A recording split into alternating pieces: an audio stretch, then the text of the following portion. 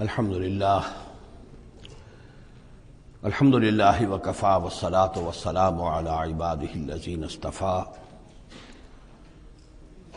خصوصاً علی افضلہم وخاتم النبیین محمد الامین وعلی آلہ وصحبہ اجمعین اما بعد فاعوذ باللہ من الشیطان الرجیم بسم اللہ الرحمن الرحیم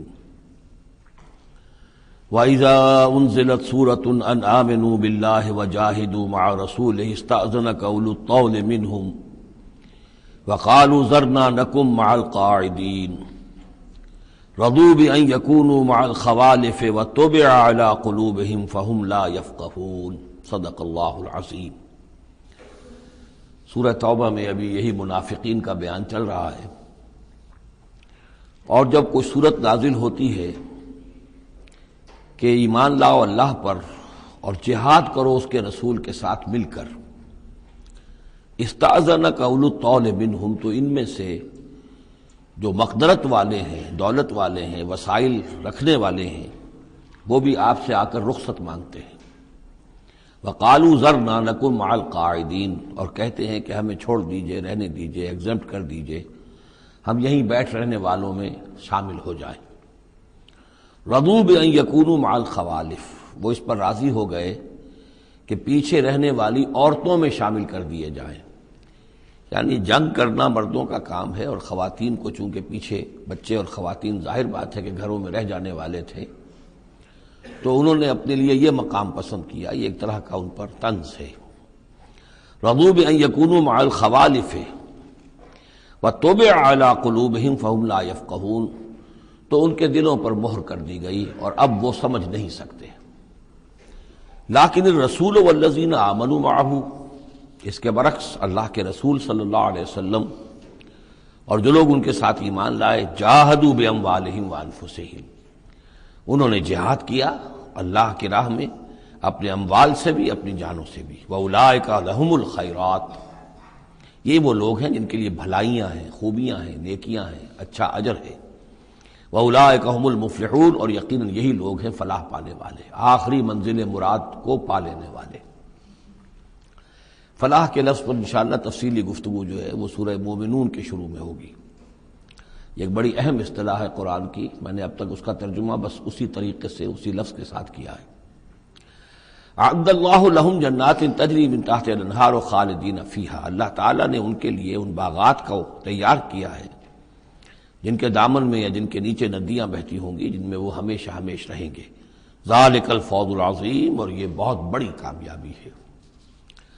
وجاء المعذرون من الاعراب لیؤذن لہم، اور آئے آپ کے پاس بہانے بنانے والے بدو بھی، مدینے کے لوگوں کا تذکرہ ہو رہا تھا، اب ظاہر بات ہے یہ نفیر عام تھی، اعلان عام تھا، تو اب جو بھی آس پاس تھے، جو دیہات میں رہنے والے مسلمان تھے، ان پر بھی یہ حکم جو ہے عائد تھا، تو ان میں سے بھی لوگ آئے اور رخصت طلب کرنے لگے۔ جاء المعذرون من الاعراب، اعراب اعرابیون کی جمع ہے، وہ جو لوگ بادیہ نشین بدو، لیؤذن لہم، کہ انہیں بھی اجازت دے دی جائے، انہیں بھی رخصت دے دی جائے۔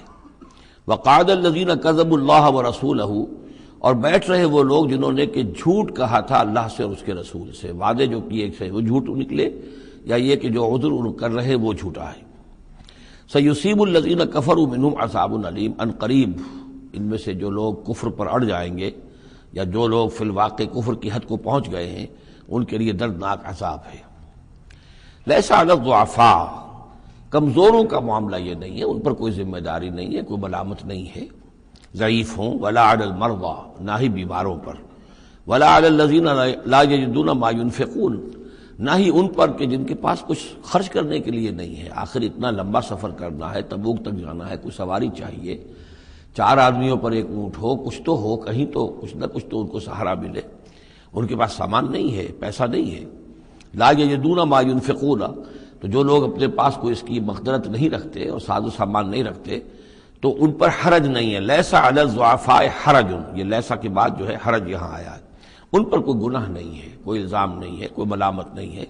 اذا نصحوا للہ ورسولہ، جبکہ وہ اللہ اور اس کے رسول کے ساتھ مخلص ہوں، دل میں اخلاص ہے، لیکن یہ کہ مجبوری فی الواقع ہے، کوئی ضعیف ہے، بہت بوڑھا ہے، کوئی بیمار ہے، کوئی بالکل یعنی بغیر کسی وسائل کے ہے، ما علی المحسنین من سبیل، ایسے جو محسن لوگ ہیں، جو جن کا دین جو ہے وہ یعنی درجہ احسان کو پہنچا ہوا ہو، ان کے لیے کوئی ملامت نہیں، ان کے اوپر کوئی گرفت نہیں۔ واللہ غفور الرحیم، اور اللہ غفور الرحیم ہے۔ ولا علی الذین اذا ما اتوک لتحملہم، اور نہ ہی ان پر کوئی الزام ہے یا ان پر کوئی گناہ ہے کہ جو آئے آپ کے پاس، جب آئے کہ آپ ان کے لیے سواری کا انتظام کر دیں، لتحملہم، قلتا، تو اے نبی آپ نے فرمایا، لا اجد ما احملکم علیہ، نہیں میرے پاس بھی کوئی سواری کا بندوبست نہیں ہے، میں نہیں پاتا کوئی چیز جس پر کہ آپ کو سوار کر سکوں۔ تولوا، تو مجبوراً وہ لوٹ گئے، واعینہم تفیض من الدمع، اور ان کے آنکھوں سے آنسو جاری تھے، حزناً، اس حزن کی وجہ سے، اس رنج اور غم کی وجہ سے، اللہ یجدوا ما ينفقون، کہ ان کے پاس نہیں ہے جسے وہ خود خرچ کر سکیں اور اپنے لیے کسی سواری کا بندوبست کر سکیں۔ ایک طرف یہ جذبہ ہے، چاہتے ہیں، جانا چاہتے ہیں، لیکن مجبوری ہے، اس مجبوری کی بنا پر بھی اگر وہ رک رہے ہیں تو ان کو صدمہ ہے، افسوس ہے، رو رہے ہیں۔ دوسری طرف وہ ہیں جو اولو طول ہیں، ان کے پاس سب کچھ موجود ہے، وسائل و ذرائع ہیں، لیکن جانے کو تیار نہیں۔ انما السبیل علی الذین یستاذنونک وہم اغنیاء، ملامت اور الزام تو ان لوگوں پر ہے کہ جو آپ سے رخصت مانگتے ہیں جبکہ وہ غنی ہیں، مالدار ہیں۔ رضوا بان یکونوا مع الخوالف، وہ راضی ہو گئے اس پر کہ وہ پیچھے رہنے والی خواتین ہی کے ساتھ ہو جائیں۔ وطبع اللہ علی قلوبہم، اللہ نے ان کے دلوں پر مہر کر دی، فہم لا یعلمون، اور اب وہ صحیح علم سے بے بہرہ ہو چکے ہیں۔ یعتذرون الیکم اذا رجعتم الیہم، اب یعتذرون چونکہ یہ فعل مضارع ہے تو یہ بھی ہو سکتا ہے کہ کر رہے ہیں، ترجمہ ہو کہ وہ اب بہانے بنا رہے ہیں یا عذر پیش کر رہے ہیں، اور یہ بھی کہ کریں گے۔ تو اس اعتبار سے یہ آیات یہ بھی ممکن ہے کہ اثناء سفر میں، واپسی کا جو سفر ہے تبوک سے، اس میں نازل ہوئی ہوں، اور یہاں پھر ہم مستقبل کے حوالے سے اس کا ترجمہ کریں گے، اور یہ بھی ہو سکتا ہے کہ مدینے واپس تشریف لانے کے بعد یہ آیات نازل ہوئی ہوں، تو اب حال میں اس کا ترجمہ ہوگا۔ بہانے بنائیں گے وہ لوگ کہ جن کی طرف کہ تم جاؤ گے لوٹ کر، یا بہانے بنا رہے ہیں تمہارے پاس آ کر وہ لوگ کہ جن کے پاس تم آ گئے ہو لوٹ کر، یہ دونوں ترجمے ممکن ہیں۔ قل لا تعتذروا، کہہ دیجئے یا کہہ دیجئے گا کہ اب بہانے مت بناؤ، کوئی عذر مت تراشو، کوئی لیم ایکسکیوزز پیش نہ کرو، لن نؤمن لکم، اب ہم تمہاری بات نہیں مانیں گے۔ قد نبأنا اللہ من اخبارکم، اللہ تعالیٰ نے ہمیں تمہاری خبروں سے پورے طور پر مطلع کر دیا ہے۔ پہلے تو معاملہ یہ تھا تبوک پر جانے سے قبل حضور کا معاملہ کہ وہ اپنی شرافت اور اپنی مروت کے اندر جس نے آ کر جو بات کہی تسلیم کر لی۔ اب چونکہ اس دوران میں یہ ساری آیات اتر چکی ہیں اور اللہ تعالیٰ نے جو کچھ ان کے اندر تھا چھپا ہوا وہ بھی کھول کر بیان کر دیا ہے، تو کہہ دیا گیا کہ اب آپ ڈنکے کی چوٹ کہہ دیجئے، لن نؤمن لکم، اب ہم تمہاری بات نہیں مانیں گے۔ قد نبأنا اللہ من اخبارکم، اللہ تعالیٰ نے تمہاری اخبار پر، تمہاری خبروں پر، تمہاری کیفیات پر ہمیں مطلع کر دیا ہے۔ وَسَيَرَ اللَّهُ عَمَلَكُمْ وَرَسُولُهُ، اب عنقریب مستقبل میں اللہ تعالیٰ تمہارے عمل کو دیکھے گا اور اس کا رسول بھی دیکھیں گے صلی اللہ علیہ وسلم، یعنی آئندہ اب تمہارا کیا ایٹیچیوڈ رہتا ہے۔ ثُمَّ تُرَدُّونَ إِلَىٰ عَالِمِ الْغَيْبِ وَالشَّهَادَةِ، پھر تمہیں لوٹا دیا جائے گا اس ہستی کی طرف جو کھلے اور چھپے کی جاننے والی ہے۔ فَيُنَبِّئُكُم بِمَا كُنتُمْ تَعْمَلُونَ، تو پھر وہ تمہیں جتلا دے گا جو کچھ کہ تم کرتے رہے تھے۔ سَيَحْلِفُونَ بِاللَّهِ لَكُمْ إِذَا انقلبتم، یہ یقیناً قسمیں کھا کھا کر، حلف اٹھا کر اللہ کا کہیں گے جبکہ تم ان کی طرف لوٹ جاؤ گے یا آ گئے ہو، الیہم لتعرضوا عنہم، تاکہ آپ اعراض کریں، تاکہ مسلمانوں ان کو چھوڑ دیں، ان سے کوئی باس پرس نہ کریں، انہیں کوئی صدا نہ دیں، اعراض کریں۔ فاعرضوا عنہم، ٹھیک ہے ان سے اعراض کرو، ان سے آپ توجہ جو ہے پھیر لیجئے۔ انہم رجس، یقیناً یہ لوگ ناپاک ہیں۔ ومأواہم جہنم، اور ان کا ٹھکانہ آگ ہے۔ جزاء بما كانوا یکسبون، بدلہ اس کا جو یہ کمائی انہوں نے کی ہے۔ یحلفون لکم لترضوا عنہم، یہ جو قسمیں کھا رہے ہیں مسلمانوں تمہارے پاس آ کر، اس لیے تاکہ تمہیں راضی کر لیں، تم ان سے راضی ہو جاؤ۔ اس لیے کہ ظاہر بات ہے کہ ایک معاشرہ تھا، مدینے میں رہتے تھے، ان کے بھائی بند تھے، ان کے دوست تھے، احباب تھے، اوس اور خزرج کے اندر رشتہ داریاں تھیں، تو اب بالکل آؤٹ کاسٹ ہو جانا معاشرے میں،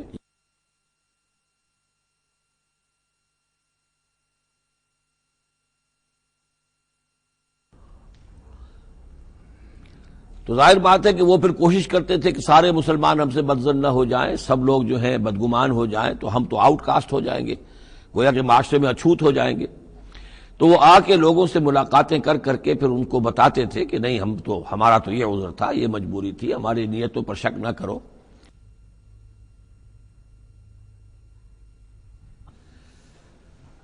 یحلفون لکم لترضوا عنہم، اے مسلمانوں یہ تمہارے سامنے قسمیں کھا کھا کر اپنے خلوص کا جو اطمینان تمہیں کرانا چاہ رہے ہیں وہ اس لیے کہ تم ان سے راضی ہو جاؤ۔ فَإِن تَرْضَوْا عَنْهُمْ فَإِنَّ اللَّهَ لَا يَرْضَىٰ عَنِ الْقَوْمِ الْفَاسِقِينَ، تو اگر تم ان سے راضی ہو بھی گئے تو اللہ تعالیٰ ان نافرمانوں سے راضی ہونے والا نہیں ہے۔ الْأَعْرَابُ أَشَدُّ كُفْرًا وَنِفَاقًا، بدو لوگ جو ہیں دیہاتی بادیہ نشین وہ کفر اور نفاق میں اور بھی زیادہ سخت ہیں۔ ذرا ہلکی کرو آواز۔ وَأَجْدَرُ أَن لَّا يَعْلَمُوا حُدُودَ مَا أَنزَلَ اللَّهُ عَلَيْهِ عَلَىٰ رَسُولِهِ، اور زیادہ لائق ہیں اس کے کہ نا واقف ہوں اس چیز کی حدود سے اور اس چیز کی تفاصیل سے کہ جو اللہ تعالیٰ نے اپنے رسول پر نازل فرمائی۔ یعنی مدینے والے تو پھر بھی حضور کی صحبت سے فیض یاب ہوتے ہیں، مختلف مواقع پر انہیں تعلیم کا سلسلہ حاصل ہے، جمعے کے خطبے ہوتے ہیں، حضور کا نصیحت کا معاملہ چلتا رہتا ہے۔ تو ظاہر بات ہے کہ جو لوگ ان چیزوں سے بھی محروم ہیں، بادیہ نشین ہیں، شاذ کبھی کوئی آیا مدینے میں تو حضور سے کی صحبت سے فیضیاب ہو گیا، لہذا فطری طور پر، معقول اور منطقی طور پر کفر اور شرک، کفر اور نفاق ان میں جو ہے وہ شدید تر ہے۔ واللہ علیم الحکیم، اور اللہ تعالیٰ سب کچھ جاننے والا اور کمال حکمت والا ہے۔ ومن الاعراب، اور ان بدوؤں میں سے وہ بھی ہیں، من یتخذ ما ينفق مغرما، کہ جو کچھ انہیں خرچ کرنا پڑتا ہے اسے وہ تاوان سمجھتے ہیں، یعنی زکوٰۃ ہے، عشر ہے، جو بھی اب ان کے اوپر عائد ہو گیا ہے، جو محصولات ہیں اسلامی نظام کے، اب یہ چونکہ ان کو دینے پڑ رہے ہیں، پہلے تو کوئی نظام ایسا تھا نہیں، تو یہ ان کو ایسے محسوس کرتے ہیں جیسے کوئی تاوان ہو۔ وَيَتَرَبَّصُ بِكُمُ الدَّوَائِرَ، اور وہ منتظر ہیں کہ کوئی گردش زمانہ آئے اور یہ جو حکومت قائم ہوئی ہے مدینے میں، جس کی وجہ سے ہمیں یہ سب کچھ کرنا پڑ رہا ہے، کوئی اس کے اندر تبدیلی پیدا ہو جائے، وہ حکومت ختم ہو جائے۔ علیہم دائرۃ السوء، اصل میں بری گردش خود ان کے اوپر مسلط ہے، یعنی جو منافقت ہے جو ان کے دلوں کے اندر، وہ ہے اصل برائی کے جو ان پر مسلط ہے۔ واللہ سمیع علیم، اور اللہ سب کچھ سننے والا اور جاننے والا ہے۔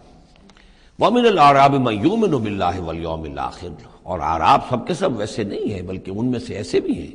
من الاعراب، انہی بدوؤں میں وہ بھی ہیں، من یؤمن باللہ والیوم الآخر، جو ایمان رکھتے ہیں اللہ پر، یوم آخر پر۔ ویتخذ ما ینفق، اور جو چیز بھی وہ خرچ کرتے ہیں اللہ کی راہ میں اس کو سمجھتے ہیں قربات عند اللہ، کہ اللہ تعالیٰ کے قرب کا ذریعہ ہوگا، تقرب اللہ کا ذریعہ بن جائے گا۔ ہمارا یہ صدقہ، ہمارا یہ خیرات، ہمارا یہ دین کے لیے انفاق جو ہے، یہ اللہ تعالیٰ سے ہمیں قرب عطا کرے گا۔ وصلوات الرسول، اور رسول صلی اللہ علیہ وسلم کی طرف سے عنایتیں ہوں گی اور ان کی دعائیں ہماری شامل حال ہو جائیں گی۔ گویا کہ صاحب ایمان بھی تھے ان بدوؤں میں، سب کے سب منافق ہی نہیں تھے۔ الا انہا قربۃ لہم، آگاہ ہو جاؤ، ہاں ان کا یہ انفاق، اللہ کی راہ میں خرچ کرنا، یقیناً ان کے لیے باعث تقرب ہے اللہ کے لیے، اللہ کے نزدیک۔ سیدخلہم اللہ فی رحمتہ، ان قریب اللہ تعالیٰ انہیں اپنی رحمت میں داخل کرے گا۔ ان اللہ غفور الرحیم، یقیناً اللہ تعالیٰ معاف فرمانے والا، رحم فرمانے والا ہے۔ اب جو مضمون آ رہا ہے 13ویں رکوع میں، اس میں کیٹیگرائز کیا جا رہا ہے کہ اہل ایمان جو تھے اس وقت، یا یوں سمجھیے کہ جو مسلمان تھے، ان میں کیا حفظ مراتب کا معاملہ کیا تھا۔ ظاہر بات ہے کہ تمام اہل ایمان ایک درجے کے تو نہیں تھے، خدا پنج انگشت یکساں نہ کرد، نہ ہر زن زنست و نہ ہر مرد مرد، نہ تمام مومن ایک جیسے تھے، نہ تمام منافق ایک جیسے تھے، نہ تمام کمزور لوگ ایک جیسے تھے۔ تو یہ بھی بڑی یوں سمجھیے کہ حکمت قرآنی کا ایک اہم موضوع ہے، اس لیے کہ آئندہ بھی جب بھی کبھی کسی مسلمان معاشرے میں کوئی دینی تحریک اٹھے گی، ظاہر بات ہے جیسا کہ میں نے عرض کیا ہے انسانی فطرت میں تو کوئی تبدیلی نہیں ہوئی ہے، اسی طرح کے صورتحال پیش آئے گی، تو اس کی پہچان کے لیے لوگوں کے درمیان درجے بندی کا ایک فہم اور تفقع حاصل کرنے کے لیے یہ آیات جو ہیں یہ بہت ہی اہم ہیں۔ والسابقون الاولون من المہاجرین والانصار، اور پہل سبقت کرنے والے مہاجرین میں سے اور انصار میں سے، والذین اتبعوہم بإحسان، اور وہ لوگ جنہوں نے ان کی پیروی کی بھلائی کے ساتھ، نیکی کے ساتھ، رضی اللہ عنہم ورضوا عنہ، اللہ ان سے راضی ہو گیا اور وہ اس سے راضی ہو گئے. وَأَعَدَّ لَهُمْ جَنَّاتٍ تَجْرِي تَحْتَهَا الْأَنْهَارُ خَالِدِينَ فِيهَا أَبَدًا. ان کے نیچے ندیاں بہتی ہوں گی. اللہ نے وہ باغات تیار کر دیے ہیں ان کے لیے جن کے نیچے ندیاں بہتی ہوں گی، اس میں وہ ہمیشہ ہمیشہ رہیں گے. ذَلِكَ الْفَوْزُ الْعَظِيمُ. یہی ہے بہت بڑی کامیابی. اب یہ ٹاپ کی ہیں، دو درجے ہیں، دو مراتب ہیں. جیسے ایک مرتبہ ہم دیکھ چکے سورہ نساء میں انبیاء، صدیقین، شہداء، صالحین، یہ گویا کہ ایک خاص اعتبار سے، اب اس کی تفاصیل میں جانے کا یہ موقع نہیں ہے، یہ مختلف اعتبارات سے درجہ بندی ہوتی ہے. ایک یہ درجہ بندی ہمارے سامنے آ رہی ہے کہ ٹاپ کے دو جو ہیں ان کے لیے الفاظ آئے السابقون الاولون اور والذین اتبعوہم بإحسان. یہ وہ لوگ ہیں نیک سرشت اور جن کی فطرتیں سلیمہ اور جن کی عقل سلیم تھی. لیکن ان میں بھی دو درجے تھے.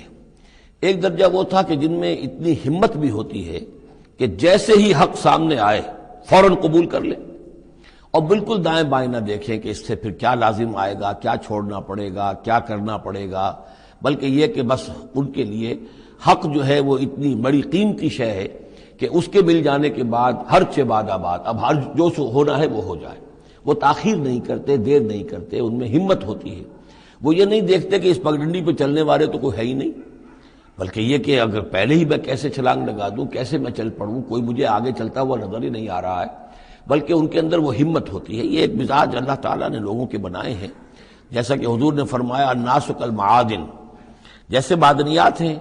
اب سونے کی اور جو ہے اس کو صاف کریں گے تو سونا بنے گا.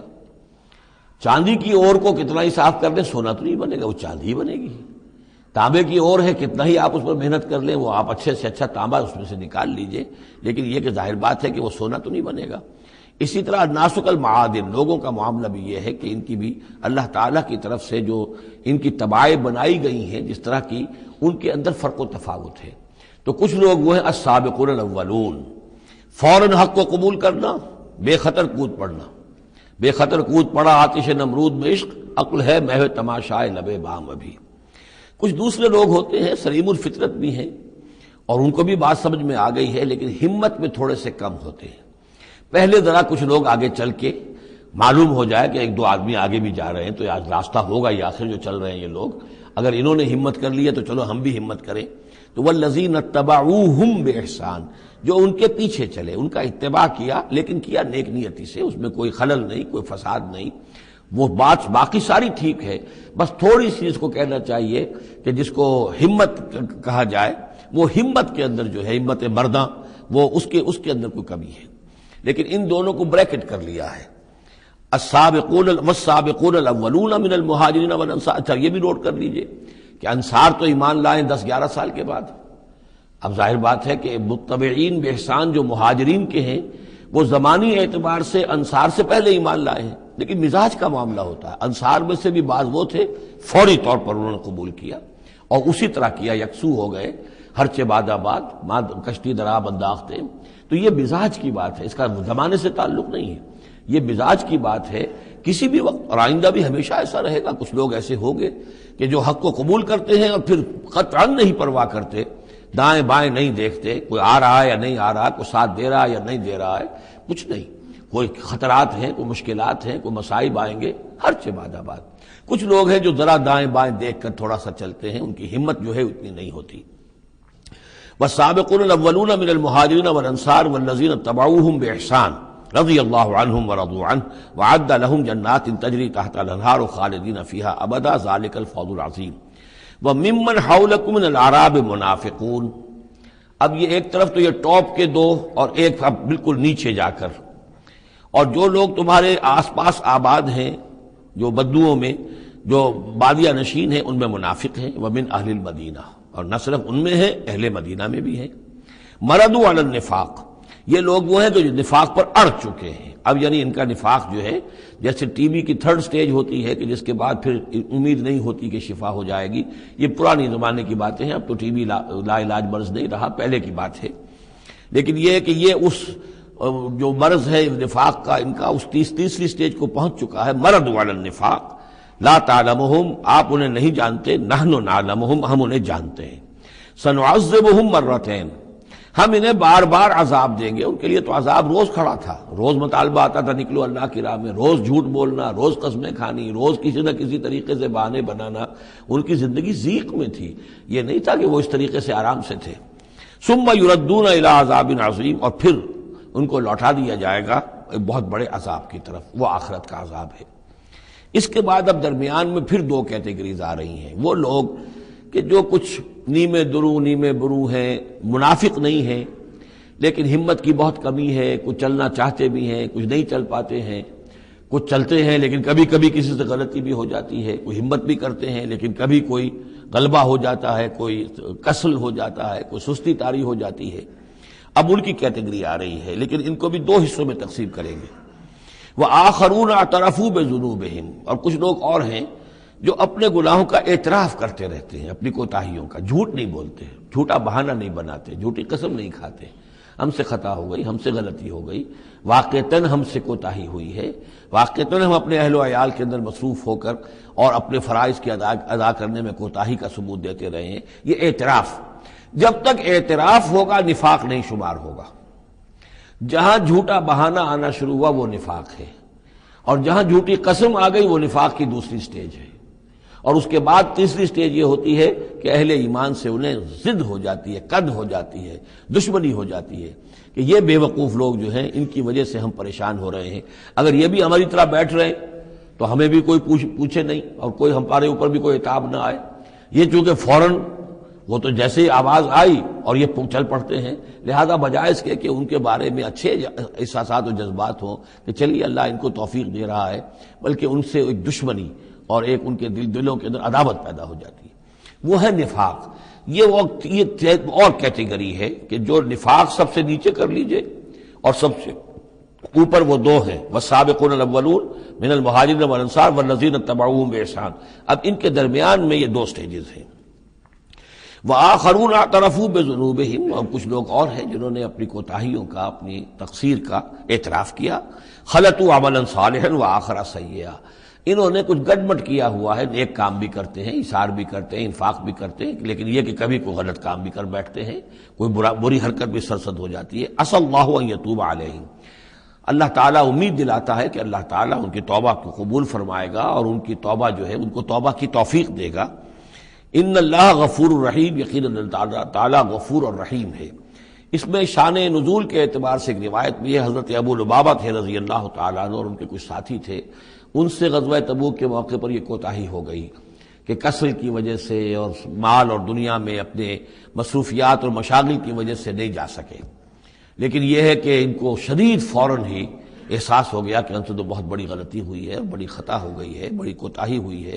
اور اس احساس کی وجہ سے اس درجے ان کو اندر جو ہے ندامت کے جذبات پیدا ہوئے کہ انہوں نے اپنے آپ کو مسجد نبوی کے ستونوں سے باندھ لیا کہ اب حضور ہی آئیں گے اور اگر اعلان فرمائیں گے کہ ہماری توبہ قبول کر لی ہے اللہ تعالیٰ نے اور اپنے دست مبارک سے ہمیں کھولیں گے، تب ہم یہاں سے آزاد ہوں گے، ورنہ ہم یہیں پر اپنی جانیں دے دیں گے، اپنے آپ کو باندھے رکھیں گے ان ستونوں کے ساتھ. پھر حضور واپس تشریف لائے ہیں اور یہ آیات جب نازل ہوئیں، عسى الله ان يتوب عليهم، اللہ تعالیٰ ان قریب یا اللہ توقع ہے اللہ ان کی توبہ قبول فرمائے گا. تب حضور نے آ کر انہیں کھولا اور انہیں یہ خوشخبری دی کہ ان کی توبہ جو ہے اللہ نے قبول کر لی ہے. یہ وہی بات ہے جو سورہ نساء میں بھی ہم پڑھ چکے ہیں. ثم یتوبون من قریب، وہ لوگ انما التوبۃ علی اللہ للذین یعملون السوء بجہالۃ ثم یتوبون من قریب.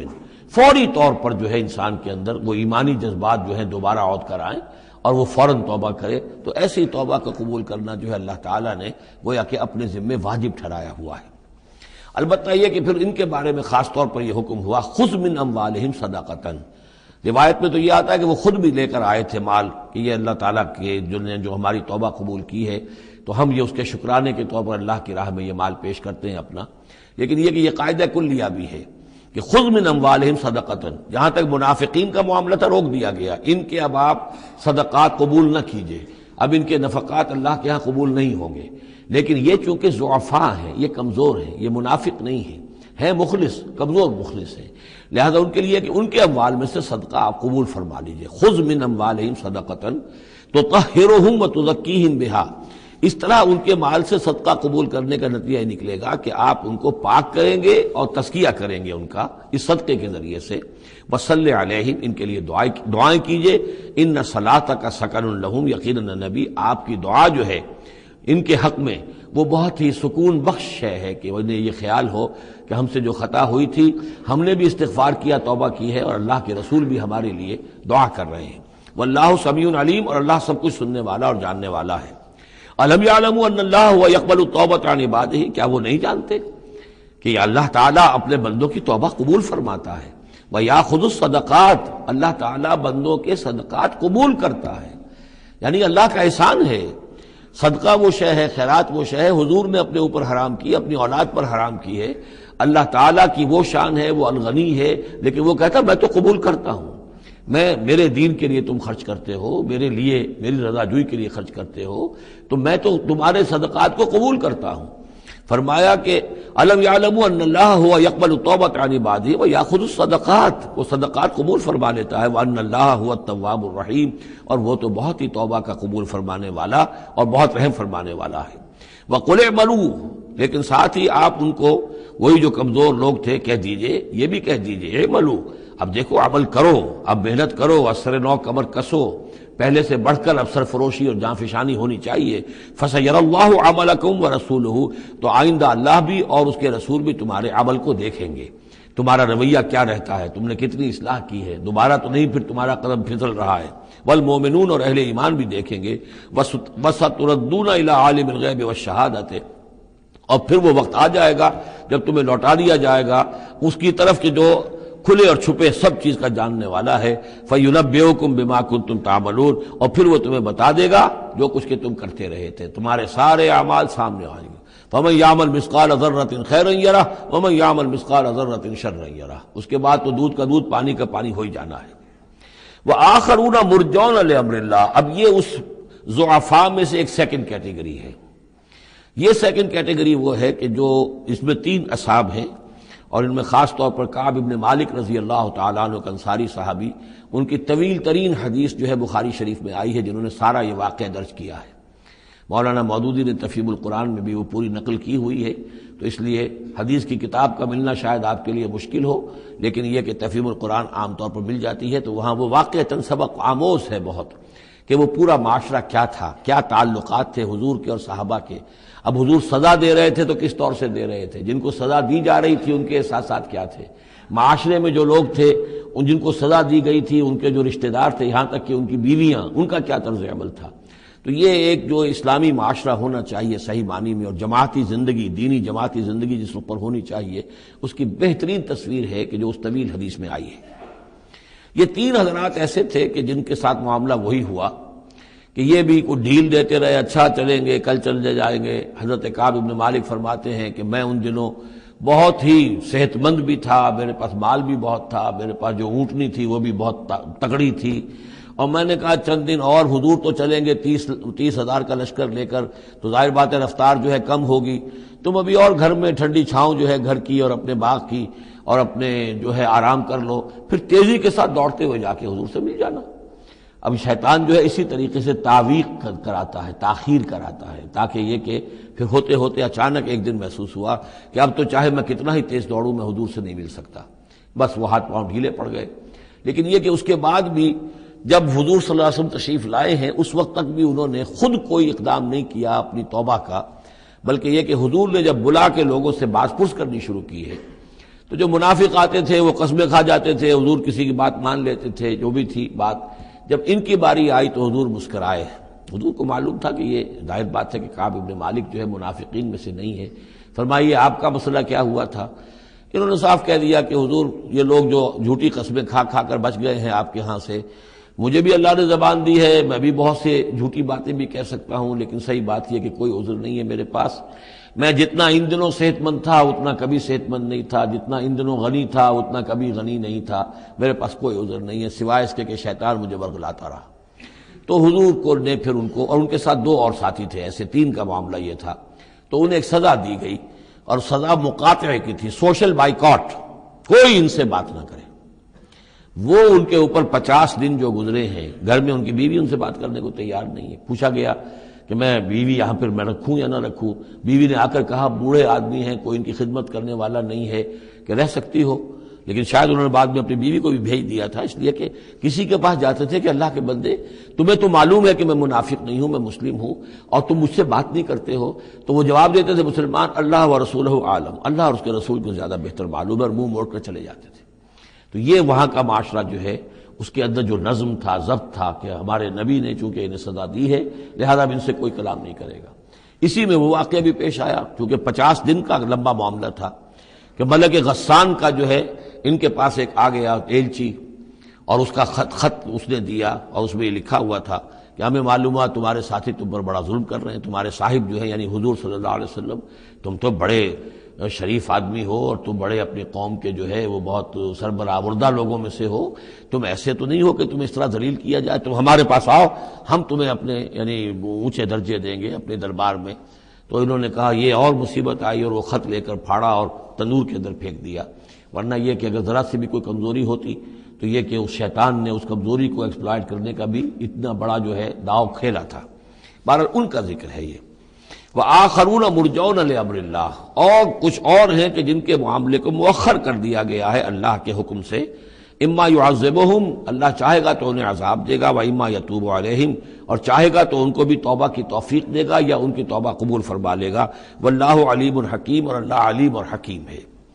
ان کا ذکر جو ہے پھر بعد میں آئے گا, کچھ عرصے کے بعد گویا کہ وہ آیات نازل ہوئی کہ جن میں ان کی توبہ بھی بعد میں قبول ہو گئی. لیکن 50 دن کا بڑا سخت سوشل بائیکاٹ.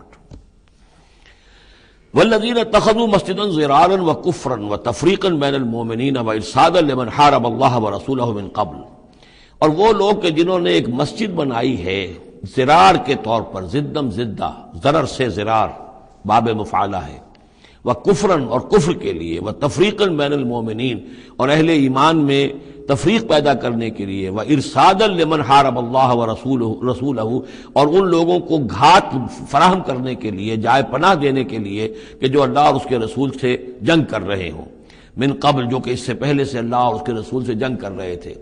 یہ مسجد ضرار بنائی تھی منافقین نے مدینے کے اندر, اور مسجد قباء کے قریب کے علاقے ہی میں تھی یہ. اور یہ اصل میں اس کے پیچھے ایک شخص تھا ابو عامر راہب, خزرج کا یہ شخص تھا, اور یہ شخص بھی ویسے بڑا عالم شخص تھا, اور یہ عیسائی ہو گیا تھا اور راہب ہو گیا تھا. جیسے کہ ورقہ ابن نوفل تھے, وہ قرشی تھے, لیکن وہ بھی ان کی طبیعت سلیم تھی, عقل سلیم اور فطرت سلیمہ کی روشنی میں انہوں نے بھی اس وقت پھر بت پرستی چھوڑ کر اور عیسائیت اختیار کر لی تھی. کان یکتب التوراۃ بالعبرانیہ, اور اتنے بڑے عالم تھے کہ تورات عبرانی زبان میں لکھا کرتے تھے. تو اس حوالے سے اسی طرح کی ایک پیرلل شخصیت یہ ہے, ابو عامر خزرج کے تھے یہ. لیکن یہ شخص جو ہے راہب بنا, لیکن اس کو معاملہ برعکس ہوا. ورقہ ابن نوفل نے تو حضور کی تصدیق کی جب حضرت خدیجہ رضی اللہ تعالی عنہا لے کر گئی ہیں حضور کو, ان کا کہ یہ وہی ناموس ہے جو موسیٰ اور عیسیٰ پر آیا تھا, اور اللہ کرے کہ میں اس وقت تک زندہ رہوں جب کہ آپ کی قوم آپ کو یہاں سے نکال دے گی. تو حضور حیران ہوئے, اب مخرجیہم, کیا یہ لوگ مجھے یہاں سے نکال دیں گے؟ تو ان کا کہ ہاں یہ معاملہ ایسا ہی ہے جس کے ساتھ بھی ہوا ہے, پھر اس کی قوم نے اس کے ساتھ دشمنی کی ہے. تو برعکس رویہ یہ تھا اس کا ابو عامر خزرجی کا کہ یہ جو ہے حضور کا شدید ترین دشمن ہو گیا. بدر کی شکست جب ہو گئی کفار کو, تو پھر یہ مکے ہی میں جا کر آباد ہو گیا, اور وہاں یہ سازش کرتا رہا, اور یہ فوج جو ابو سفیان لے کر آئے احد میں, اس کے پیچھے بھی اس کی سازش کار فرما تھی. اور احد میں ساتھ آیا مشرکین کے, اور وہاں آ کر اس نے مسلمانوں کے جب لشکر آمنے سامنے ہوئے تھے دامن احد میں, تو اس نے باہر نکل کر تقریر کی تھی انصار مدینہ پر جو بھی اثرات اس کے تھے قدیم کے. نیک آدمی تھا, عالم آدمی تھا, زاہد آدمی تھا, راہب تھا. تو اس حوالے سے اس نے چاہا تھا کہ انصار کو برگشتہ کرے محمد رسول اللہ صلی اللہ علیہ وسلم سے کہ وہ علیحدہ ہو جائیں, لیکن اس کی کوئی چال چلی نہیں تھی, کامیاب نہیں ہو پائی تھی. پھر یہ کہ اس کے بعد جب حنین کی بھی جنگ ہو چکی, اور پھر تھک ہار کر جب اسے معلوم ہوا جزیرہ نمائے عرب میں تو میرے لیے کوئی جگہ نہیں ہے, تو پھر وہ شام چلا گیا تھا. شام میں مقیم رہ کر اس کا سلسلہ جنبانی جاری تھا مدینے کے منافقین کے ساتھ, اور وہاں سے اس نے انہیں حکم دیا کہ ایک مسجد بناؤ, ہو ذرا مدینے سے باہر, تاکہ جو بھی ہمارے سازشی عناصر ہیں وہ وہاں جمع ہو سکیں. یہ آپ کہیں گے مسجد ہے, یہ تو ہم مسجد میں نماز پڑھنے کے لیے جمع ہوتے ہیں, اور چونکہ مدینے سے ذرا باہر ہوگی لہذا اس کی خبریں بھی عام طور پر لوگوں کو نہیں ملیں گی. باہر سے کوئی پیغام مجھے بھیجنا ہوگا میں وہاں پہنچا دوں گا. تو نام اس کا مسجد رکھا گیا، اصل میں وہ فتنے کا ایک مرکز تھا جو تعبیر کیا گیا. تو والذین اتخذوا مسجدا ضرارا وکفرا وتفریقا بین المؤمنین وارصادا لمن حارب اللہ ورسولہ، یہ تھے مقاصد اس مسجد کی تعمیر کے. مسجد نما عمارت جو انہوں نے بنائی تھی کہ وہ اصل میں مسلمانوں کو نقصان پہنچانے کے لیے، کفر کی تقویت کے لیے، اہل ایمان میں تفریق پیدا کرنے کے لیے، اور جو بھی اللہ اور اس کے رسول کے دشمن ہیں ان کو ایک جائے پناہ اور ان کے لیے ایک گھات کی جگہ کہ وہ وہاں جا کر آ کر بیٹھے. جی مسافر ہیں، مسجد کے اندر ٹھہرے ہوئے ہیں، ان کے اوپر کوئی جو ہے کوئی تعارض ان سے نہ کرے. وَلَيَحْلِفُنَّ إِنْ أَرَدْنَا إِلَّا الْحُسْنَى، اور عن قریب وہ قسمیں کھا کھا کر کہیں گے کہ نہیں نہیں حضور، ہماری کوئی بری نیت نہیں تھی، کوئی ارادہ نہیں تھا، بلکہ یہ کہ ہم نے تو نیکی کا ارادہ کیا تھا. اصل میں دوسری مسجد ہم سے دور پڑتی تھی، کچھ جماعت میں ہماری کچھ نمازیں رہ جاتی تھی جماعت سے، ہم نے کہا کہ ہم ایک مسجد اور بنا لیں تاکہ ہماری تمام جو نمازیں ہیں باجماعت ادا ہو جائیں. واللہ یشہد انہم لکاذبون، اللہ گواہی دیتا ہے کہ یہ جھوٹے ہیں.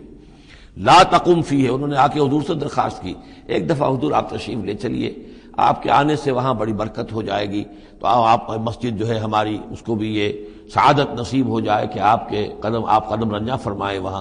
لیکن اللہ تعالیٰ نے بر وقت روک دیا. لا تقم فیہ ابدا، اے نبی آپ اس مسجد میں کبھی کھڑے نہ ہوں. لمسجد اسس علی التقوی من اول یوم، یقیناً وہ مسجد جو پہلے دن ہی سے تقوی پر تعمیر کی گئی. مسجد قباء قریبی تھی اور یہ وہ مسجد ہے کہ جو سب سے پہلے تعمیر ہوئی ہے اور اس کی بنیاد تقوی پر تھی. حضور جب ہجرت کا سفر اختیار کر کے آئے تھے، مدینے پہنچے تو وہاں پہلا پڑاؤ تھا مدینے سے 3 میل باہر، اس پڑاؤ کی جگہ پر یہ وہ مسجد قباء ہے. تو مسجد اسس علی التقوی من اول یوم، پہلے دن سے جو مسجد جو ہے تقوی پر جس کی بنیاد رکھی گئی، احق ان تقوم فیہ، وہ زیادہ حقدار ہے، مستحق ہے اس کی کہ آپ اس میں کھڑے ہوں، اس میں نماز پڑھیں. فیہ رجال یحبون ان یتطہروا، اس میں وہ لوگ ہیں کہ جن کو بڑی پسند ہے یہ بات کہ وہ بہت پاک رہیں، بہت پاک رہیں. واللہ یحب المطہرین، اور اللہ تعالیٰ کو ایسے لوگ بہت پسند ہیں کہ جو بہت زیادہ پاکی کو پسند کرتے ہوں. ان سے پوچھا گیا پھر مسجد قباء والے مسلمانوں سے کہ آپ لوگوں کی وہ کون سا وصف ہے آپ کا جس کی وجہ سے اللہ تعالیٰ نے اتنی مدح فرمائی ہے کہ یہ بڑے متطہرین ہیں، مطہرین، اور اللہ ان کو پسند کرتا ہے. تو انہوں نے فرمایا کہ ہم قضاء حاجت کے بعد ڈھیلے بھی استعمال کرتے ہیں اور پھر پانی سے بھی طہارت کرتے ہیں. تو یہ دونوں طریقے سے وہ اپنا استنجا جو ہے وہ پوری طریقے سے کرتے تھے. اسی کو سمجھا گیا ہے کہ اللہ تعالیٰ نے اس کی تعریف فرمائی ہے. فیہ رجال یحبون ان یتطہروا واللہ یحب المطہرین. افمن اسس بنیانہ علی تقوی من اللہ ورضوان، تو کیا بھلا وہ کہ جس نے اپنی بنیاد رکھی ہو اپنی عمارت کی تقوی پر اللہ کی طرف سے اور اس کی رضا پر، وہ بہتر ہے. ام من اسس بنیانہ، یا وہ کہ جس نے اپنی تعبیر کی بنیاد رکھی ہے علی شفا جرف ہار، ایک ایسی کھائی کے کنارے پر جس کا کنارہ گرا چاہتا ہے، فنہارا بہی فی نار جہنم، تو پھر وہ اس کو لے کر گر گیا نار جہنم میں. یعنی یہ کہ انسان تعبیر کرتا ہے تو کوئی جگہ دیکھتا ہے، فرض کیجئے کوئی ایسی جگہ ہے کہ نیچے سے کھوکھلی ہے، آپ نے دیکھا ہوگا بعض جگہ دریاؤں کے کناروں کے اوپر کہ نیچے سے لیکن اوپر کنارہ چلا آ رہا ہے. اب اس کنارے کے اوپر جو ہے جس کے نیچے سپورٹ نہیں ہے، کوئی تعمیر کرے گا تو تعمیر کہاں جائے گی؟ وہ تو ظاہر بات ہے کہ وہ دریا میں گر جائے گی. تو اصل میں یہ جو تدبیریں ہوتی ہیں منافقین کی، ان کی مثال ایسے ہے کہ جہنم کے کنارے کے اوپر یہ خشکی ہے، اس کا کنارہ باہر نکلا ہوا ہے، اس پر ہی اپنی تعمیر کر رہے ہیں. ظاہر بات ہے کہ وہ کنارہ بھی ڈھہ جائے گا اور ان کو اور ان کی تعمیر کو لے کر جہنم میں جا گرے گا.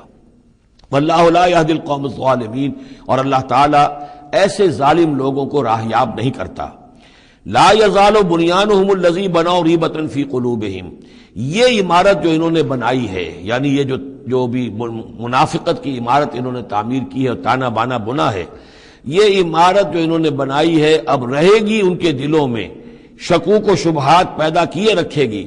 الا ان تقطع قلوبہم، الا یہ کہ ان کے دل کے ٹکڑے کر دیے جائیں.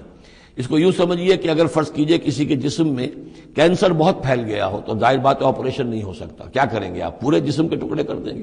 وہ تو اس ٹیشو میں بھی ہے، اس ٹیشو میں بھی ہے، اس ٹیشو میں بھی ہے، وہاں بھی پہنچ گیا، یہاں بھی پہنچ گیا ہے، اب ممکن نہیں.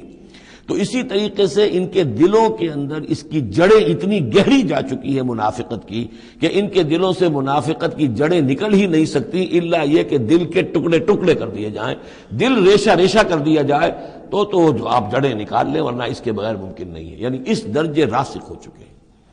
لا يزال بنيانهم الذي بنوا ريبة في قلوبهم الا ان تقطع قلوبهم والله عليم حكيم. اللہ تعالی علیم اور حکیم ہے. ان اللہ اشترى من المؤمنین انفسهم واموالهم بان لهم الجنہ. یہ دو آیات پھر بہت اہم آ گئی ہیں. یقیناً اللہ نے خرید لی ہے اہل ایمان سے ان کی جانیں بھی اور ان کے مال بھی، اس قیمت پر کہ ان کے لیے جنت ہے. یقاتلون فی سبیل اللہ، یہ ہے بیع و شراء جو ایک صاحب ایمان کی اللہ کے ساتھ ہو جاتی ہے. ان اللہ اشترى، صاحب ایمان بیچتا ہے، اللہ خریدتا ہے. ان اللہ اشترى من المؤمنین انفسهم واموالهم بان لهم الجنہ یقاتلون فی سبیل اللہ. وہ جنگ کرتے ہیں اللہ کی راہ میں، فیقتلون ویقتلون، تو قتل کرتے بھی ہیں قتل ہوتے بھی ہیں. 70 قتل کر دیے انہوں نے قرشی میدان بدر میں، 70 شہید ہو گئے دامن احد میں. وعد اللہ علیہ حقا، وعدن علیہ حقا، یہ وعدہ اللہ کے ذمے ہے، ثابت ہے، پختہ ہے، قائم ہے. یعنی جنت انہیں اللہ دے کر رہے گا. اس میں اصل میں جو بین السطور کہیے یا جو بھی جو جس پس منظر میں ہے وہ یہ ہے کہ ایک سودا ہوتا ہے نقد، آپ نے مال دیا اور قیمت لے لی، بات ختم ہو گئی. یہ جو اللہ کے ساتھ سودا ہے یہ ادھار ہے. یہاں سب کچھ لگا دو، خرچ کر دو، جان مال تن من دھن لگا دو، آخرت میں ملے گی جنت. جنت یہاں نہیں ہے، جنت وہاں ہے. تو چونکہ ادھار کا سودا ہے اس پر دل میں کچھ نہ کچھ دغدغہ رہتا ہے. نو نقد نہ تیرا ادھار والی جو مثال ہے کہ 9 نقد نہ تیرا ادھار، ادھار کی 13 سے بہتر ہے کہ 9 جو نقد ملتے ہیں وہ لے لیے جائیں. تو اس حوالے سے جو ہے انسانی کمزوری بربنائے طبع بشری اس کے اندر ایک دغدغہ رہتا ہے. اس کو اب کس زور کے ساتھ اس کی نفی کی جا رہی ہے. وعدن علیہ حقن، کوئی شک نہ کرو یہ وعدہ ہے اس کے ذمے حق ثابت. فی التوراۃ والانجیل والقرآن، اور اللہ کی طرف سے اس وعدے کی توثیق 3 دفعہ ہو چکی ہے. تورات میں ہوئی، انجیل میں ہوئی، قرآن میں ہوئی. ومن اوفی بعہدہ من اللہ، اور اللہ سے بڑھ کر اپنے عہد کا وفا کرنے والا کون ہوگا؟ فاستبشروا ببیعکم الذی بایعتم بہ، پس خوشیاں مناؤ، جشن مناؤ اس بیع پر جو تم نے کی ہے. اب یہاں ایک لفظ اور آ گیا، بایعتم بہ، آپس میں جو سودا کیا ہے. مبایعت باب مفاعلہ، باع یبیع بیچنا، یہ ثلاثی مجرد ہے. اور یہ جو ہے بیعت بنتی ہے بایع یبایع، آپس میں کوئی سودا کر لینا. تو فاستبشروا ببیعکم الذی بایعتم بہ، بس خوشیاں مناؤ اس بیع پر جس کا سودا تم نے اپنے اللہ سے کیا ہے. یہیں سے لفظ بیعت نکلا ہے. بیعت کیا ہے؟ ایک بندہ اللہ کے حوالے کرتا ہے اپنے آپ کو، لیکن چونکہ اللہ تعالیٰ تو سامنے خود موجود نہیں ہے، اس وقت اللہ کے رسول تھے، تو بیعت ہو رہی ہے اصل میں تو اللہ سے، بیع اللہ سے ہے اور بیعت رسول اللہ سے ہو رہی ہے صلی اللہ علیہ وسلم. دست مبارک اللہ کا نہیں ہے بلکہ اللہ کے رسول کا ہے. البتہ ایک جگہ ہم جا کر دیکھ لیں گے کہ فرمایا گیا کہ ایک تیسرا ہاتھ اور بھی ہے، انویزیبل ہاتھ، غیر مرئی ہاتھ اللہ کا بھی ہے. ید اللہ فوق ایدیہم، اللہ کا ہاتھ ان کے ہاتھوں کے اوپر ہے. تو یہ بیع ہے، یہ سودا ہے، یہ ایمان کا لازمی تقاضا ہے. ان اللہ اشترى من المؤمنین انفسهم واموالهم بان لهم الجنہ یقاتلون فی سبیل اللہ فیقتلون ویقتلون وعدا علیہ حقا فی التوراۃ والانجیل والقرآن ومن اوفی بعہدہ من اللہ فاستبشروا ببیعکم الذی بایعتم بہ وذلک هو الفوز العظیم. اور یہی ہے بہت بڑی کامیابی. اللہ تعالی ہم میں سے ہر ایک کو یہ توفیق دے کہ اللہ کے ساتھ یہ بیع و شراء ہم کریں، اللہ کے ساتھ سودا کریں اور اللہ تعالیٰ کے ہاتھ اپنے جانیں اور مال بیچ دیں. اب اس کا جو ظہور ہوگا انسانی شخصیت میں وہ کیا ہے؟ یہ آیت بھی بڑی ہی گمبھیر اور بڑی جامع آیت ہے، بہت جامع آیت ہے. اس میں 9 الفاظ آئے ہیں: التائبون العابدون الحامدون السائحون الراکعون الساجدون الآمرون بالمعروف والناہون عن المنکر والحافظون لحدود اللہ وبشر المؤمنین. توبہ کرنے والے، اللہ کی پرستش اور بندگی کرنے والے، اللہ کی حمد اور تعریف کرنے والے، دنیاوی آسائشوں سے لا تعلق رہنے والے، سائحون پچھلے زمانے میں ہوتا تھا بنباس لینے والے، چلے جانے والے، شہروں کو چھوڑ کر چلے جاتے تھے لوگ جنگلوں کے اندر. لیکن ہمارے ہاں اسلام میں اب سیاحت نہیں رہی ہے، رہبانیت ختم کر دی گئی ہے. البتہ روزے داروں پر اطلاق ہوتا ہے، مہاجرین پر، مجاہدین پر جو اللہ کی راہ میں نکلے ہوتے ہیں وہ بھی گویا کہ ان کے مشابہ ہو جاتے. لا رہبانیت فی الاسلام الا الصوم، لا رہبانیت فی الاسلام الا الجہاد فی سبیل اللہ. الراکعون رکوع کرنے والے، الساجدون سجدہ کرنے والے. اور پھر 3 الفاظ وہ ہیں کہ جو ایک عملی جد و جہد، باقی سارے اوصاف تو اپنے ہیں، ذاتی ہیں، لیکن اس سے جو متعدی ہونا ہے، معاشرے کے ساتھ انہیں جو معاملہ کرنا ہے، جو بھی اب اس دعوت و تحریک کے لیے جو عمل کرنا ہے، الامرون بالمعروف نیکی کا حکم دینے والے، والناہون عن المنکر بدی سے روکنے والے، اور سب سے زیادہ جامع لفظ آیا حافظون لحدود اللہ، اللہ کے حدود کی حفاظت کرنے والے. گویا کہ خدائی فوجدار بن کر کھڑے ہو جانے والے کہ یہ اللہ کے حدود ہیں، ہم پامال نہیں کرنے دیں گے، ہم انہیں توڑنے نہیں دیں گے. یہ ہے وہ در حقیقت کے جو منہج انقلاب نبوی کے ضمن میں اس دور میں جو ایک اجتہاد کی ایک ضرورت ہے کہ جو بھی آخری مرحلہ ہوگا جبکہ وہ سارے مراحل طے ہو چکے ہوں تو اس میں نہی عن المنکر بالید، کہ ہم حدود اللہ کو اب نہیں ٹوٹنے دیں گے اور ہم پوری طاقت کے ساتھ حفاظت کریں گے اللہ کی حدود کی، اور جو بھی منکرات ہیں ان کو روکیں گے. وبشر المؤمنین، اور اے نبی ان اہل ایمان کو آپ بشارت دے دیجئے. اللہم ربنا اجعلنا منہم. ما کان للنبی والذین آمنوا ان یستغفروا للمشرکین ولو کانوا اولی قربی، اور یہ نبی کے لیے اور نہ ہی اہل ایمان کے لیے یہ روا ہے کہ وہ استغفار کریں، بخشش چاہیں مشرکین کے لیے، خواہ وہ ان کے قرابت دار ہوں. ولو کانوا اولی قربی من بعد ما تبین لہم، اس کے بعد کہ ان کے لیے یہ بات واضح ہو چکی ہو انہم اصحاب الجحیم، کہ وہ لوگ جہنمی ہیں. وما کان استغفار ابراہیم لابیہ الا عن موعدۃ وعدہا ایاہ، اور نہیں تھا استغفار کرنا ابراہیم کا اپنے والد کے حق میں مگر ایک وعدے کی بنیاد پر کہ جو انہوں نے اس سے کیا تھا جب گھر سے نکالا ہے باپ نے. یہ ہم سورہ مریم میں پڑھیں گے تو اس وقت وعدہ کر کے نکلے تھے، ساستغفر لک ربی انہ کان بی حفیہ. وہ وعدہ نبھاتے رہے، اور وہ نبھاتے اس لیے رہے کہ امید تھی کہ جب تک وہ زندہ تھا باپ کہ شاید اللہ تعالیٰ اس کو ہدایت دے دے اور یہ ایمان پر آ جائے. لیکن جب اس کی موت واقع ہو گئی تو انہوں نے استغفار بند کر دیا، اس لیے کہ اب ثابت ہو گیا کہ وہ در حقیقت کفر کے اوپر اڑا رہا، اور موت جب واقع ہو گئی تو اب تو توبہ کا دروازہ بند ہو چکا. فلما تبین لہ انہ عدو للہ، اور جب ان پر یہ بات روشن ہو گئی، واضح ہو گئی کہ وہ تو اللہ کا دشمن ہے، تبرأ منہ، تو ان سے تبری کیا، ان سے اعلان بیزاری کر دیا. ان ابراہیم لأواہ حلیم، یقیناً ابراہیم تو بہت نرم دل تھے اور بہت ہی حلیم الطبع تھے. وما کان اللہ لیضل قوما بعد اذ ھداھم، اور یہ اللہ کی شان نہیں ہے، اللہ کا یہ طریقہ نہیں ہے کہ وہ کسی قوم کو گمراہ کر دے اس کے بعد کہ انہیں ہدایت دی ہو. حتی یبین لہم ما یتقون، جب تک کہ واضح نہ کر دے جس چیز سے بچنا چاہیے.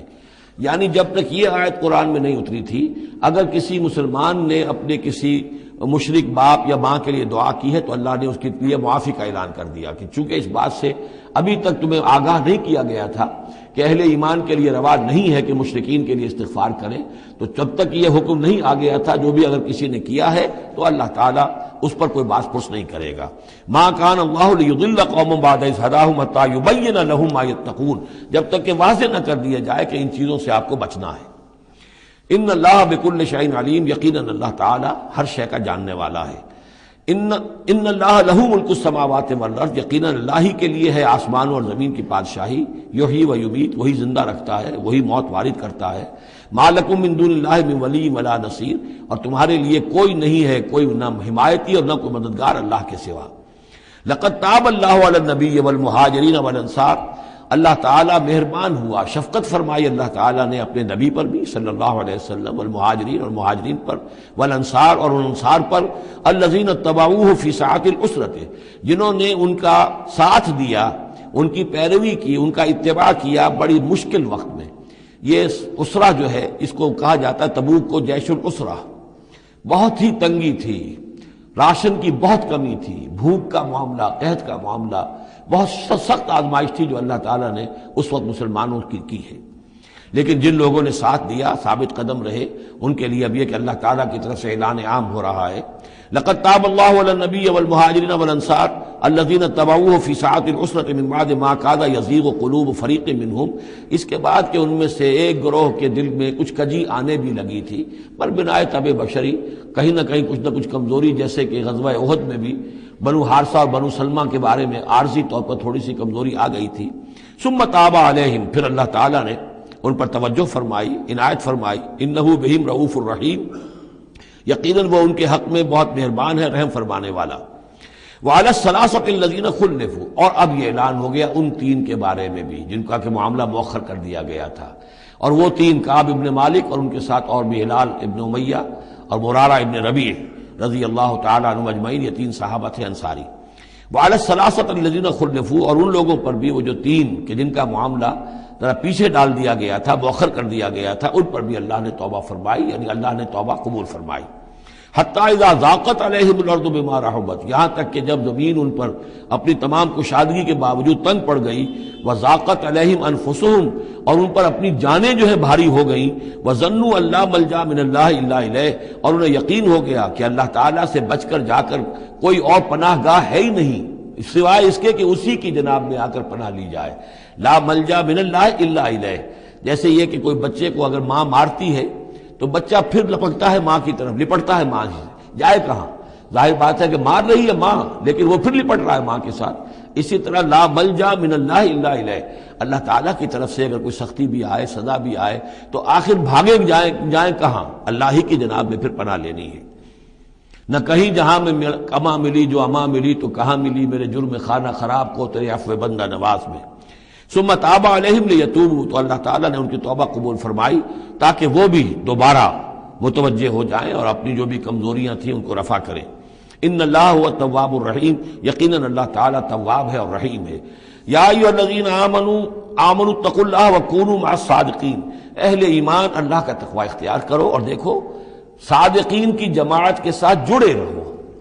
یہ جڑے رہنا جو ہے یہ ہے در حقیقت کسی جماعتی زندگی کے اندر، جیسا کہ ہم نے اس سے پہلے پڑھا تھا سورہ انعام میں، لہو اصحاب یدعونہ الی الہدی ائتنا، اگر کسی کے کچھ ساتھی ہوں، کسی وقت کسی کا پاؤں گر گیا، پھسل گیا، تو کوئی اور ساتھی سہارا دینے والا ہو، ہاتھ پکڑنے والا ہو، کسی کی کسی وقت ہمت جو ہے جواب دے رہی ہے تو دوسرا جو ہے اس کی ہمت بنانے والا ہو، اجتماعی زندگی جو برکتیں ہیں۔ یا ایھا الذین آمنوا اتقوا اللہ وکونوا مع الصادقین، اور سچے لوگوں کی معیت اختیار کرو۔ ما کان لأہل المدینۃ ومن حولہم من الاعراب ان یتخلفوا عن رسول اللہ، یہ بالکل روا نہیں تھا مدینے والوں کے لیے اور نہ ہی جو ان کے ارد گرد تھے بدو لوگ جو آباد تھے کہ وہ پیچھے رہ جاتے رسول کو چھوڑ کر۔ رسول جا رہے ہیں، تپتی راہیں مجھ کو پکارے، دامن پکڑے چھاؤں گھنیری، وہ تپتی راہوں کی طرف رسول تو جا رہے ہیں اور یہ بیٹھے رہے اپنی ٹھنڈی چھاؤں کے اندر۔ وَلَا يَرْغَبُوا بِأَنفُسِهِمْ عَن نَفْسِهِ، اور نہ ان کے لیے یہ روا تھا کہ وہ نبی کی جان سے بڑھ کر اپنی جان کی فکر کرتے، اپنی جان کی پرواہ کرتے، اپنی آسائش اور اپنی حفاظت اور اپنی عافیت جو ہے اس کی فکر کرتے۔ ذالک بانہم لا یصیبہم ظمأ، یہ اس لیے کہ انہیں نہ تو آتی کوئی بھوک پیاس لگتی، ولا نصب، نہ کوئی ان کے اوپر تکان تاری ہوتی، ولا مخمصۃ، نہ کبھی انہیں فاقے کی تکلیف گوارا کرنا پڑتی فی سبیل اللہ، اللہ کے راہ میں، ولا یطعون موطئا، اور نہ ہی وہ قدم رکھتے کسی جگہ پر یغیظ الکفار، جس سے کہ کفار کو جو ہے کے دلوں میں آگ لگے، ولا ینالون من عدو نیلا، اور نہ وہ لیتے اپنے دشمن سے کچھ بھی، کوئی بازی حاصل کرتے، کچھ پاتے، کچھ اس سے فتح حاصل کرتے، الا کتب لہم بہ عمل صالح، مگر یہ کہ ہر اس فعل کے ساتھ ساتھ ان کے اعمال میں عمل صالح نیکیوں کا اندراج ہوتا رہتا، چاہے کبھی بھوک لگتی، کبھی پیاس لگتی، کبھی کوئی اور تکلیف ہوتی، کہیں چلنا پڑتا، اس کی مشقت ہو جاتی، تکان ہو جاتی، کہیں دشمن سے کوئی غزل پہنچا کر اہل ایمان کو لیے کوئی نفع حاصل کر لیا جاتا، جو بھی ہوتا یہ سب کا سب ان کے نامہ اعمال میں نیکیوں کی صورت میں درج ہوتا چلا جاتا۔ ان اللہ لا یضیع اجر المحسنین، یقیناً اللہ تعالی محسنوں کے اجر کو ضائع نہیں کرتا۔ ولا ينفقون نفقة صغیرة ولا کبیرة، اور نہ ہی وہ خرچ کرتے کوئی نفقہ، کوئی انفاق چھوٹا ہو یا بڑا، ولا یقطعون وادیا، اور نہ طے کرتے کوئی وادی الا کتب لہم، مگر یہ کہ وہ لکھ لی جاتی، ان کے سارے نامہ اعمال کے اندر یہ سارے اعمال درج ہو جاتے، لیجزیہم اللہ احسن ما کانوا یعملون، تاکہ اللہ تعالیٰ انہیں بدلہ دیتا بہت ہی عمدہ اس کا کہ جو وہ کرتے رہے ہیں۔ وما کان المؤمنون لینفروا کافہ، اور اہل ایمان کے لیے یہ بات تو ممکن نہیں ہے کہ وہ سب کے سب نکل آئیں۔ اب یہ در حقیقت حل بتایا جا رہا ہے، کیونکہ یہ بات سامنے آ چکی ہے کہ جو لوگ بدو ہیں، بادیہ نشین ہیں، وہ کفر میں اور نفاق میں زیادہ سخت ہیں، ان کو حضور کی صحبت سے فائدہ نہیں پہنچ رہا، استفادہ نہیں کر پاتے۔ اب کیا کیا جائے، اس کا حل کیا ہو؟ یہ تو ممکن نہیں ہے کہ سارے بادیہ نشین آئیں اور مدینے میں آباد ہو جائیں۔ ما کان المؤمنون لینفروا کافہ، سب کے سب اپنے اپنے علاقوں کو چھوڑیں اور آ جائیں مدینے میں، تو اب کیا شکل ہوگی؟ فلولا نفر من کل فرقۃ طائفۃ منہم طائفۃ، تو کیوں نہ نکلے ہر ایک جماعت میں سے ایک گروہ، ایک حصہ، لیتفقہوا فی الدین، وہ آئیں حضور کی خدمت میں رہیں، تفقہ فی الدین حاصل کریں، دین کا فہم، دین کی سمجھ حاصل کریں، وَلَيُنذِرُوا قَوْمَهُمْ إِذَا رَجَعُوا إِلَيْهِمْ، اور پھر جب جائیں اپنی قوم کی طرف واپس تو اپنی قوم کو بھی خبردار کریں، لَعَلَّهُمْ يَحْذَرُونَ، تاکہ وہ بھی بچیں۔